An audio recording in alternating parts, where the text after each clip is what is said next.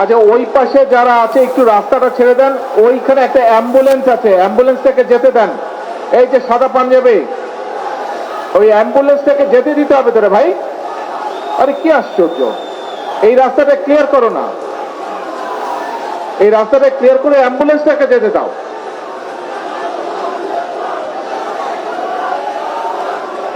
এই রাজ, তুমি যাও, ওই তোমার সাথে কয়েকজনকে নাও, ওই অ্যাম্বুলেন্সটা ক্লিয়ার করো, ওই রাস্তাটা ক্লিয়ার করো। ওখানে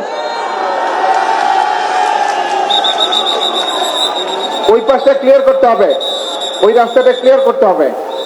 সবাই পিছনে চাপো, নাহলে সামনে আসো, পেছন দিকে যাও, নাহলে সামনে আসো।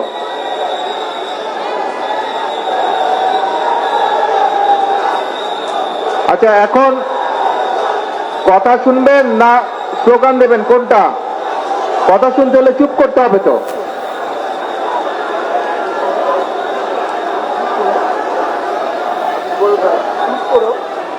কথা শুনতে হলে চুপ করতে হবে, আমাদেরকে শান্ত হতে হবে। আর ওই পাশের, হ্যাঁ, ওই পাশের রাস্তাটাকে ছেড়ে দাও ভাই, অ্যাম্বুলেন্সটা যেতে হবে। ওই যে ওখানে দাঁড়িয়ে আছে, পিছনে চাপো, গাড়ি লাগে যেতে দাও। আইল্যান্ডের ওপাশে যারা আছে গাড়ি লাগে যেতে দাও, প্লিজ সরে যাও, গাড়ি লোকে যেতে দাও।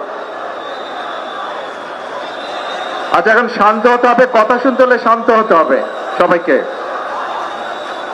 বিষয়টা হচ্ছে যে আমাকে সাংগঠনিক কাজে অফিসে আসতে হবে, কিন্তু প্রতিদিন যদি রাস্তা এইভাবে করে বন্ধ করে দেওয়া হয়, তাতে কিন্তু দলের বদনাম হবে, মানুষের কষ্ট হবে।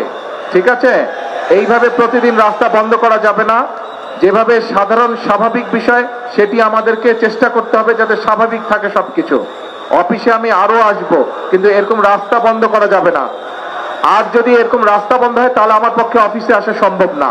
কিন্তু অফিসে আসলে নেতাকর্মী সকলের সাথে দেখা সাক্ষাৎ করা সম্ভব হবে, সাংগঠনিক কাজ করা সম্ভব হবে। আমি কথা বোঝাতে পেরেছি? রাস্তা বন্ধ করা যাবে না। যদি আমাকে পল্টন অফিসে দেখতে চান সবাই আপনারা, তাহলে রাস্তার পরিবেশ স্বাভাবিক রাখতে হবে। রাস্তা এরকম বন্ধ করা যাবে না, মানুষের চলাচলে বাধা বিঘ্ন দেওয়া যাবে না। বোঝা গেছে?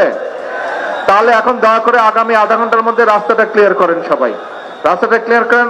আজকে আমি কাজ শেষ করে চলে যাব, আবার আসবো, এবং স্বাভাবিকভাবে সবকিছু যাতে হয় সেই কাজটা করতে হবে আমাদেরকে।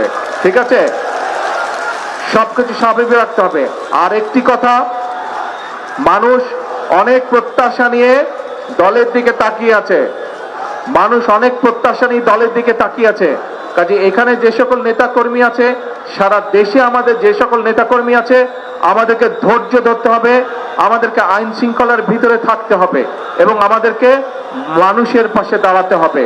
মানুষের সমস্যা হয়, কষ্ট হয়, অসুবিধা হয়, সেই জিনিসগুলো করা যাবে না। একই সাথে অনেক সমস্যা আছে দেশে, মানুষকে বোঝাতে হবে, মানুষকে পাশে দাঁড়াতে হবে, মানুষকে ধৈর্য ধারণ করানো শেখাতে হবে, বা ধৈর্য ধারণের সহযোগিতা করতে হবে মানুষকে। ঠিক আছে, অনেক কাজ আছে আমাদের। এখন প্রথম নম্বর কাজ হচ্ছে, 1 নম্বর কাজ হচ্ছে রাস্তাটা ক্লিয়ার করতে হবে, অফিসে যাতে আমি আসতে পারি। আপনাদের সহযোগিতা থাকলে আমি অফিসে আসতে পারবো, আপনাদের সহযোগিতা না থাকলে আমি অফিসে আসতে পারবো না। আপনারা কি চান আমি অফিসে আসে? তাহলে আপনাদের সহযোগিতা করতে হবে, পরিবেশটা নরমাল রাখতে হবে। রাখা যাবে সেটা? আমি আরো 2-1 দিন আসবো, আমি দেখবো, যদি দেখি স্বাভাবিক রেখেছেন তাহলে আমি আসবো, আর যদি দেখি স্বাভাবিক রাখেন না, তাহলে কিন্তু এখানে আমার পক্ষে আসা সম্ভব হবে না। কারণ আমি আসলে আপনারা যদি এরকম করেন, এলাকার মানুষের সমস্যা হবে। এই দিক দিয়ে বহু হাজার হাজার মানুষ যাওয়া আসা করে, তাদের সমস্যা হবে। কাজে আমরা নিশ্চয়ই দেশের মানুষের সমস্যার কারণ হতে চাই না, তাই তো? নাকি হতে চাই না? হতে চায় না। কিন্তু প্রত্যেকটা নেতাকর্মীকে এই ব্যাপারে সচেতন থাকতে হবে, সতর্ক থাকতে হবে। ঠিক আছে, এখন অনুরোধ হচ্ছে রাস্তাটা ক্লিয়ার করেন সবাই। সবাই বাম দিকে চেপে আসেন, এইদিকে চেপে আসেন, দরকার হলে কর্নার চলে আসেন, রাস্তাটা খুলে দেন। ধন্যবাদ, আর কথা বলাবো না এখন। আসসালামু আলাইকুম।